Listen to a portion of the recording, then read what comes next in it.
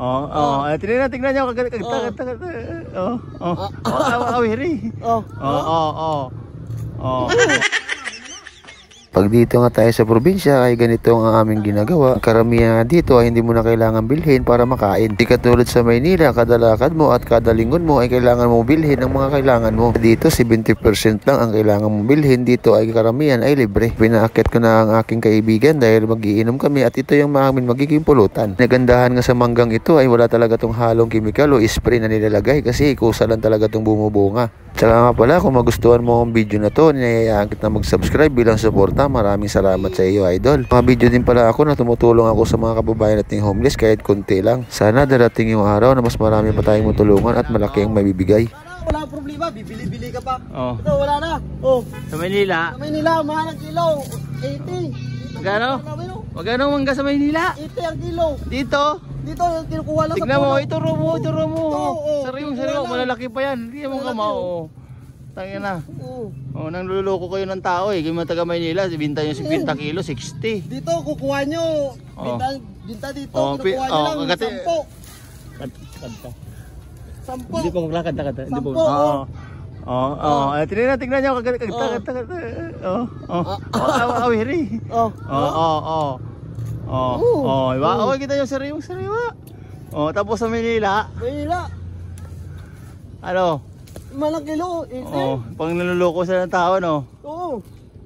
Diba? Tignan nyo, Kinukuha na lang sa puno. Tignan mo, ito pa, isa, nakikita nyo, diba? Wala nang problema dito. Manila, tapos sabihin, 60 kilos, 70, dito, kinukuha lang, pinupulutan na namin, Wala problema sa may-ari. Diba? Ano? Nabubulok na lang dito kasi hindi lang makakain ng mga may-ari. Tignan mo, ang dami. Nasisira lang.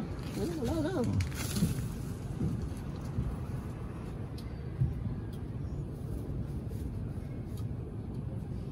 Diba? Nakikita nyo naman kung gaano karami yung mangga dito, no? Hello, yung baby boy namin, yung baby boy namin pogi, diba?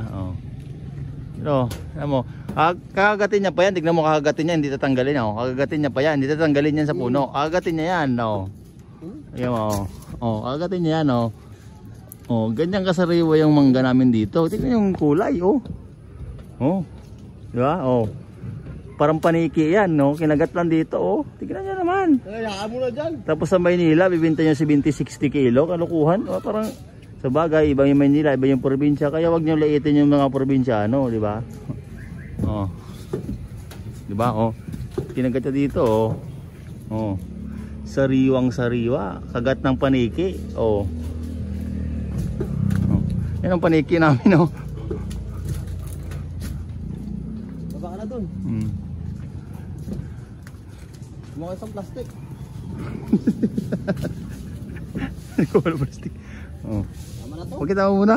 Ito. Magkano na yan sa Manila? Magkano to? Ilagay Mga natin tansya mo, mga ilang kilo yan? Mga 4 kilo na to. Magkano yan sa 60? Sa 60 Magkano? 60 to 40. Ha? 240. 240 tapos dito? Dito ngayon, hinihingi kinukuha lang. Mayroon pa ako. Marami pa. Hindi na maubos ang yan turo, kagat. Sa sunod na naman, Yan, sariwa pa. Yan mo yung pulang-pula. Yung baby boy namin, baby boy. Diba, tingnan mo, daming bunga boy, guys, diba? Yung pilota namin ngayon, sariwang-sariwa. Walang halong kimikal yan, hindi ini-sprayhan yan. Walang halong kimikal yan, kusang tumubo yan dito. Nakikita nyo naman. Kusang tumubo, hindi alaga yan. Hinahayaan lang dyan tumubo, diba? Nayawan tumubo lang dyan, kaya walang halong kimikal. Yan ang kuha namin ngayon, Kaya hanggang dito na lang yung video natin. Shout out sa inyo lahat, yo!